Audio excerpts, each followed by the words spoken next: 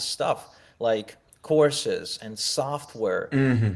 and websites and copywriting training and how to close and how to get people to not tell you to go to hell when you mention your pyramid Yeah. scheme and on and on and on. And I was like, wow, this is a really interesting industry. I probably want to be more on that side than I want to be in the MLM because MLM is kind of dirty, right? Like at the time I felt MLM is dirty. So I was Yeah. like, I would much rather sell stuff to MLMers than to go and pitch pyramid schemes. And Okay. that's exactly what I started doing. I find an affiliate program for something called the MLM Mastermind System by Jonathan Budd, who was a well-known top earner and educator to the MLM market. And that's the first affiliate money that I ever make. I make about 120 something dollars in a span of just a few hours because I have Okay. one guy who hits my page from my blog, buys the trial, upgrades right away, and gets the upsell too. So all of a Oh, sudden, whoa. I go from it's like get an email, it's like $1 commission. Ooh, Wow. exciting. $20 commission and $100 commission. So he Yeah. upgrades to like a 250 level or something. And that was amazing. The next day, I quit my job. I'm not even joking. The next day, I quit my You're that job. pumped. I don't need to take shit from anyone anymore. I'm gone. And I left. But the problem is that the next 8 months, I didn't make anything. I continued trying to make money. I continued doing more of the same, social media hustle Yeah. and blogging. That was really popular at the time. But before the AI, when everyone was creating unique content You on their own. actually had to write stuff. Yeah.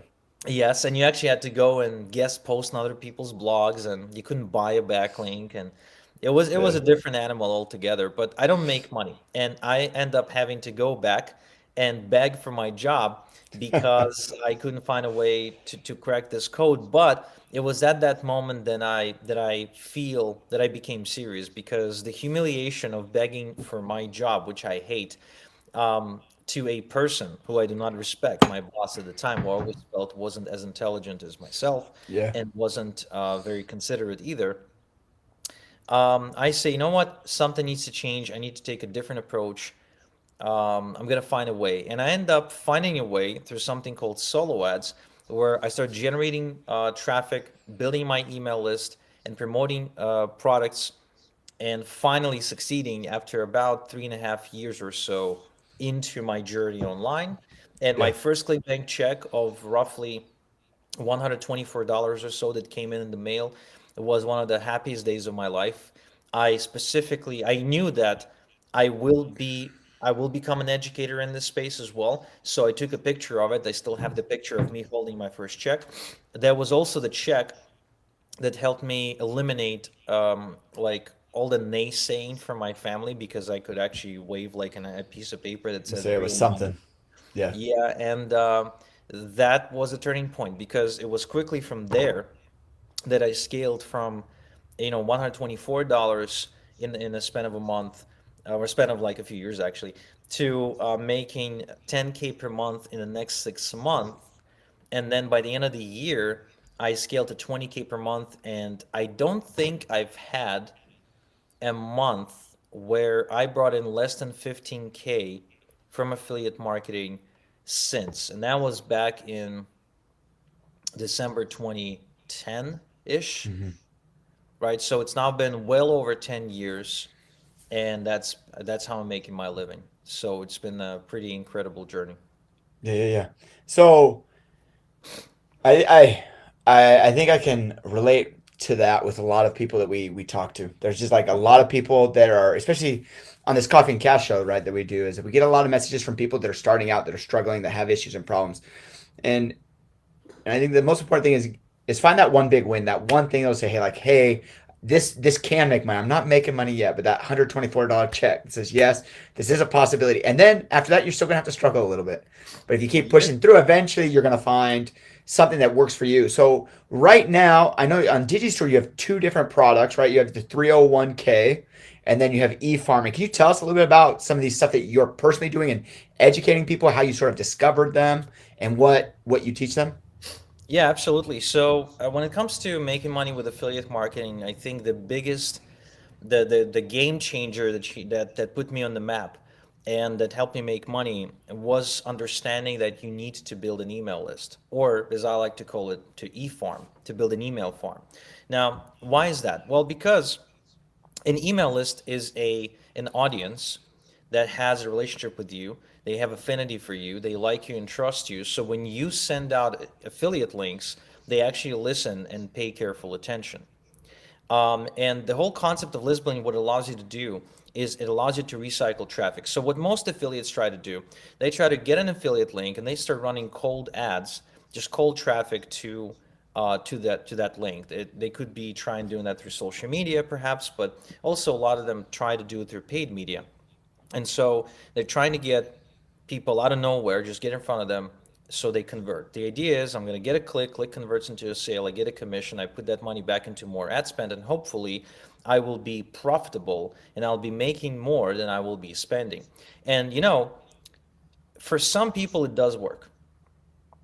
But for me, not always the case. I found that it's kind of hard to crack that for myself personally because it takes lots and lots and lots and lots and lots of tests, as well as a cheap, consistent quality traffic source in order to establish an income stream that will continue working and where you're going to be in profit. Plus, you need a really deep pocket sometimes before you get paid too, because you don't get paid right away as an affiliate. Oftentimes there's a delay, there's a few weeks, maybe a holding period. So in the meantime, you're spending, 100, 200, 500, $1,000 a day. That money has to come from somewhere because the advertising networks want to get paid. And the other aspect of it is there's no guarantee that you're going to wake up tomorrow and that campaign will continue to live on. So in other words, you can wake up and discover that your campaign is upside down, that your traffic isn't converting anymore, that that affiliate product, for whatever reason, doesn't seem to convert any more of that traffic. Now, when that happens, you really just cut off the campaign, you try to start the next one, look for a different product. But I've always been scared of the possibility of waking up and finding out that my income stream, my only source of income, is gone, And which is that's why, with Zuckerberg, right? With Zuckerberg in charge, that's yeah, always a fear. It's everybody goes that to too. sleep with that nightmare. Easy, easy, because it's, you get banned as an affiliate from like for nothing. Just because you're an affiliate, you tend to get banned. So that's why list building or building an email list is such a great idea. Because first off, you spend the money to generate the leads on your list. So you own them, and therefore you can recycle the traffic, like I said, over and over again. But in addition, you control it.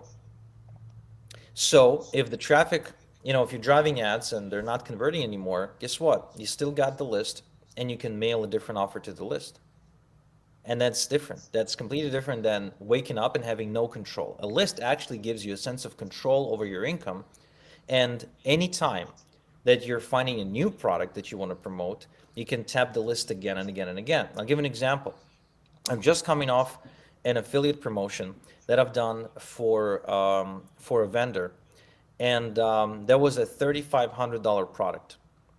In a span of 2 weeks, just with my email list, I made 118 sales. Now, even with a 40% commission, we're still talking a lot of money. And what's really important is I don't think I would have made that many sales unless I had an email list. In fact, if you look at the leaderboard of all the people who produced a lot, and there were quite a few affiliates that made like 200 sales, 300 sales in the span of 2 weeks, what you will discover is that they all mailed their list. There's not a single affiliate on the top list for that promo, for that launch, that simply drove some cold media. Every single one of them mailed Hmm. because it's much easier to convert if you're getting in front of an audience that knows you and likes you than if you're trying to get in front of a completely cold visitor. It, It's night and something day. something that I see a lot with newer affiliates on the Digital 24 platform that do have email lists is sometimes they have a tendency to be a little bit spammy. That it's different than what you're doing, right? They don't just have an email list and you don't just blast them with offers. What it sounds like you're talking about is you're actually developing and growing a relationship. They're always with that perspective of this person's going to be a repeat customer. So I have to build trust with every sale I do. I have to build trust with every promotion. Um, and I think that goes with that word e-farming, right? It's not just e-harvesting, right? It's e-farming that you're actually having to water, get nutrition, right? Do all that sort of stuff. Yeah, you're absolutely right. I try to treat the pitch as a process through which I give value. So, in other words, I don't treat my promotions as isolated events. I tend to try and think strategic and say, okay, if I knew that I am going to keep this customer for the next 12, 24, 36 months, how do I need to treat them while pitching in order for me to generate a relationship there? And one thing that I do is I think anyone can do it really, is I offer bonuses. So when I promote an affiliate offer, I will always put together a bonus package and I say, look, if you get it here through this website, forward me your receipt and I'll give you this, and this. So I stack up the value like crazy. Oftentimes I try to put together a higher value on the bonus package than the entire offer that I'm promoting. Because here's how you want to think about it. Let's say you want to buy a car, and let's say you figured you want to get a Toyota. So you go to your local Toyota dealer and you say, "Hey, I'm shopping for a Camry today." Now the salesperson says, "You know what? You're in luck because today and today only, as it always is with the dealers, it's Yeah. only today. It's this weekend. That's the only weekend of the whole year when we're gonna give you some. No, but it's like today only. If you buy this new Camry, we're also gonna throw in this vintage 1968 Rolls-Royce Phantom. Now, would you be stupid not to take them up on that offer? Yeah, because even if you don't, appreciate a vintage Rolls Royce, you can still sell it for a ton of money, probably for, more than the cost of the Camry. Now, the deal is though that it's really next to impossible to do something like that if you're actually selling cars because you can't create value intangibly. You can't create value out of nothing.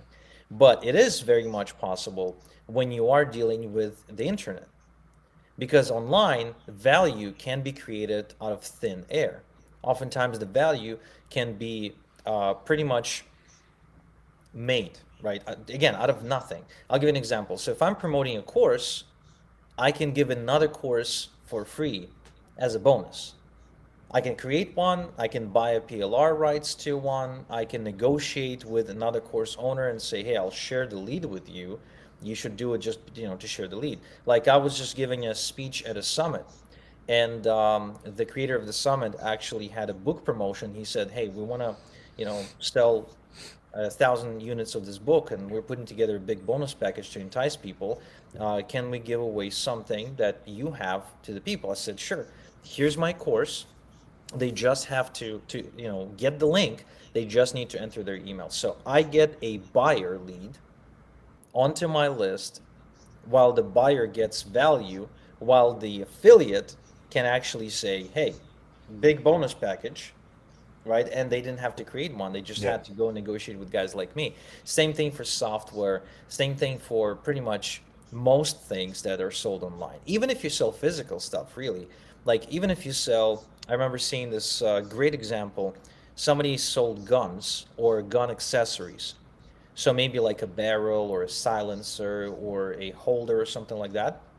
And then the upsell was a newsletter for gun owners. Yeah. Yeah, it was awesome. Like because that person is now making money by selling information. Interesting.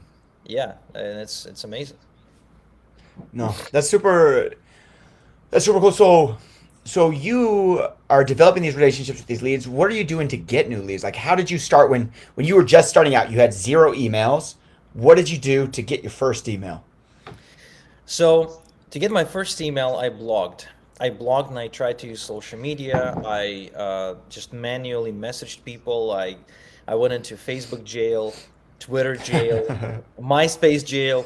Like my very first experience was creating MySpace profiles. They were pretty much the lookalikes, where I just wrote my story and I hoped people would read my story and click on the link. That never resulted in anything at all. Then I started doing social media, but that didn't work either. Then I built a blog and I blogged like crazy for about 8 months. Every day before and after work, I would put together content for the blog. I'd like bought like a custom theme and optimized everything, and I really learned a lot about readability, about user experience, about some HTML, simple HTML coding, how to make like a link pop and stuff like that. Hmm. But even though the blog started getting traffic, at one point was getting 200 visitors per day, I still wasn't making any money. And the strategy that really put me on the map, where I started generating hundreds and hundreds and sometimes even thousands of new email subscribers a day, is something called email drops. With this strategy, what you do is you approach other people who already have email lists and databases and newsletters, and you negotiate a one time email drop to their audience in exchange for a one time rent fee from you. Now, what's really cool is two things. First, you're already you're getting the best type of person onto your email list because these people are already conditioned to receive and open emails about that particular subject or niche or topic. So you're getting like a good conditioned audience. In addition, though, what happens is you get instant credibility because the owner of that database has to send out that email from their name as themselves and recommend to the people who subscribe to their newsletter to click on your link and join your email list. So you get a credible authority with those particular people recommending you to a bunch of people who are already doing the actions every day that you want them to do when they get on your list. So it's the best of both worlds. So let's say hypothetically, we've got a lot of affiliates, right? And they're starting to they build their list. A lot of people approach email marketing sort of from the idea of if you build it, they will come, right? They're like, I just send out links or I send out emails, right? I send out content. People are just going to start buying things. But I think it's a lot trickier than that. There's a lot of nuance within email and stuff. I know recently there was a lot of changes in being able to track who opens emails and who doesn't, right? Like, what sort of variables exist for somebody with an email list that maybe make it a little bit more complex than just being able to say like, hey, I have an email list. I can just send. Like, a lot of people think they don't need to pay for a guru's help, but they obviously do. Right. So is the question, what metrics should we track? Well, not metrics necessarily, but what are some of the pitfalls? Let me rephrase that, right? What are some of the pitfalls that common beginners doing email marketing make that they could fix if they took a course or if they found a mentor? Wow. Well, um, let me try to give you the rundown list. So, first off, the way you communicate to your list. Like, what do you say? Because I think the number one issue that people have is they really don't know what to say and what to email to the people who join their email list. I think that's the number one problem and number one thing that holds people back from actually starting to build an email list. And the way I know is because I've been coaching people to do it for so many years. And one of the most common experiences that I see is people building lists but never actually mailing them. Like it's super common for me to be talking to a student who'd be like, "Hey Igor, I got a 5,000 person email list, but not making any money from it. What am I doing wrong?" I was like, my first question is, "Okay, cool. How many times a week do you mail the list?" And they're like, "I don't." And I was like, "What? You don't?" So yeah, I don't email my list. So why not? So well, I don't know. I don't know what to email. Right? So they're spending all this money, time, and energy, but they're not actually mailing the list. The other challenge that people encounter with list building and email marketing, I think they just get lost in the software interface of the programs. I see a lot of people get kind of hung up on that, um, and they kind of say, you know what, this seems too complicated. I'm not gonna go into that. So that's another one where just by seeing somebody over their shoulder, how they operate within the interface makes it a lot easier for people to do. And the third thing I think is a common mistake is out of those people who do actually mail the list, I don't think they do it often enough. I think most people, when they start building a list, they might mail once a week, they might mail twice every, maybe, I don't know, maybe twice a month. But that's not enough. When I tell people that I email my list every single day, and that every single time I email my list, there's a link to an offer of some kind, they think I'm crazy. There's no way. You probably get marked as spam all the time. Well, I guess I get marked as spam sometimes, but no more than any other mailer. But I can tell you that I am making about $27 per subscriber per month on my list. So for the sake of simple math, a list of 1,000 people makes $27,000 a month. A list of 10,000 people makes $270,000 a month. So I think I'm doing a few things right, but most people refuse to email their list often enough. Again, probably for the same reason they don't know what to say or they don't feel like what they're about to say is important. One thing that I can't remember where I learned that. I think it was back in my gym days. That one thing they talked about is if you say something, you remind people about things, and you say it all day long. You've heard it 10 times, so you feel like everybody must be getting bored of it. But throughout the day, not everybody hears it the first time you said it, not everybody hears it the second time you said it. So if you're emailing, you may only have 20% that open the email on Monday, and then a different 20% that open on Tuesday. So it's not always going to be the same person feeling like you're just overwhelming them. You have to remember that they do not hear it near as many times as you hear it, and it's okay to just talk to people. Yeah, a super common thing that I noticed that every time I would run a promotion of some kind, I usually have a deadline, and the promotion is over after a certain time and date. Like if I started today, then I'd say, okay, Sunday midnight, it's done, and I would actually set up the page to redirect to a page that says, hey, it's gone, you're too late. Now, what's really interesting is I track how many people click on the link or check out that page, how many people end up on the you're too late page.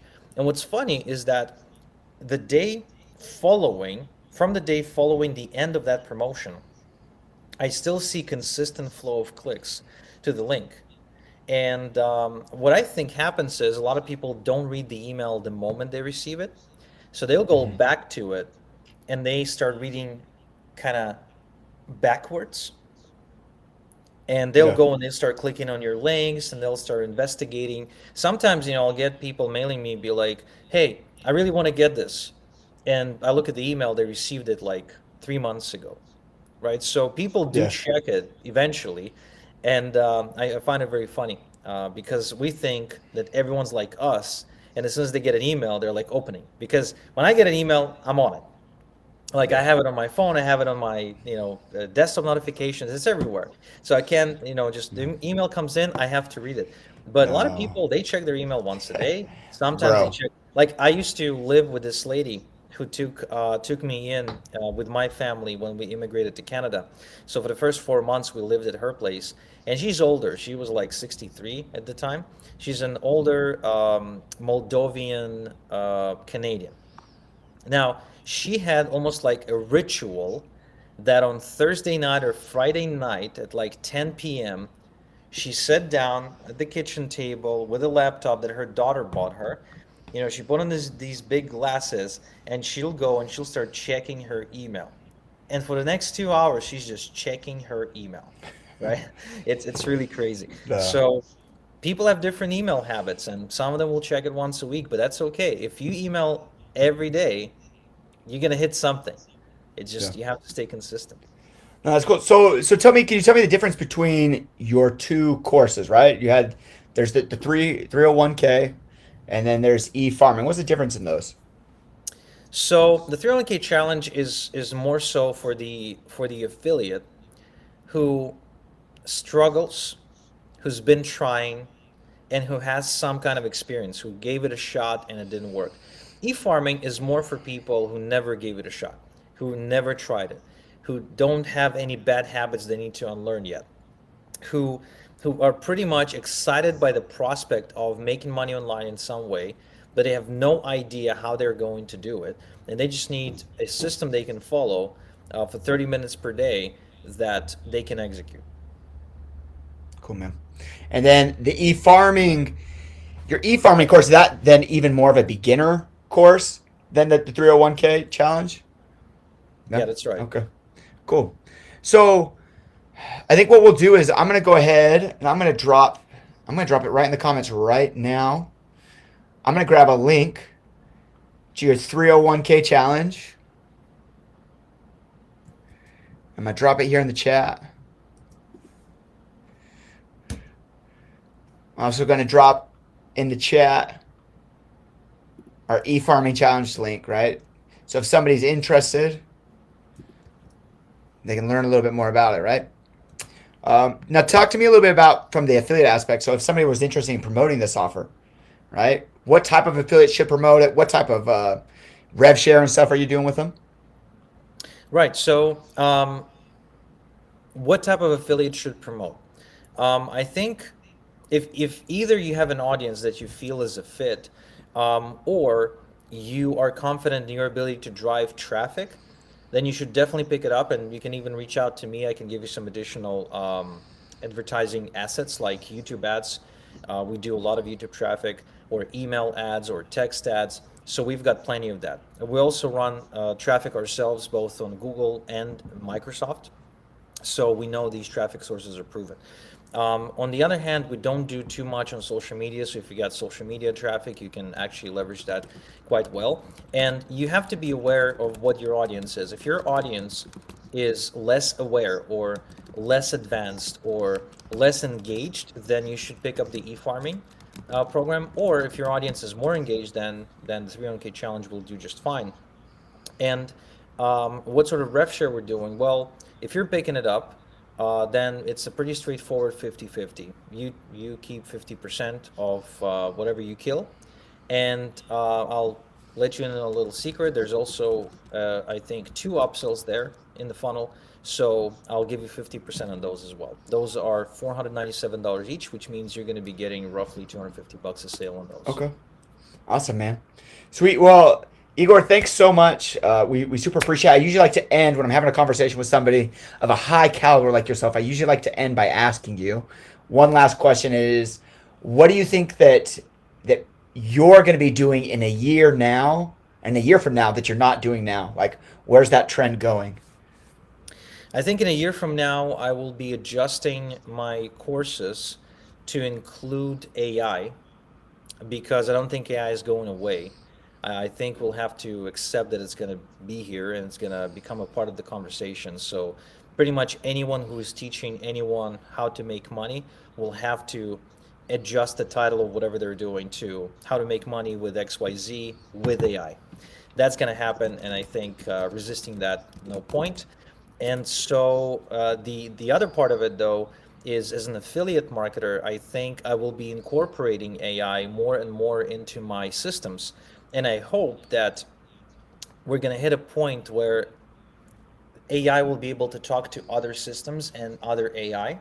So this way, I don't have to be like copy pasting from one window to another, but rather just have APIs Yeah. connected. So if I make a copywriting AI come up with an ad, I wanted to also be able to send it to a ad loading AI to load the ad and submit Oh, it. goodness. Because doing that will save a tremendous amount of time and effort, and I will be able to probably let go of a few people from my team, or maybe not let go if they're good people, but Hopefully they're not watching. Hopefully they're not watching yeah, this. hopefully they're not watching.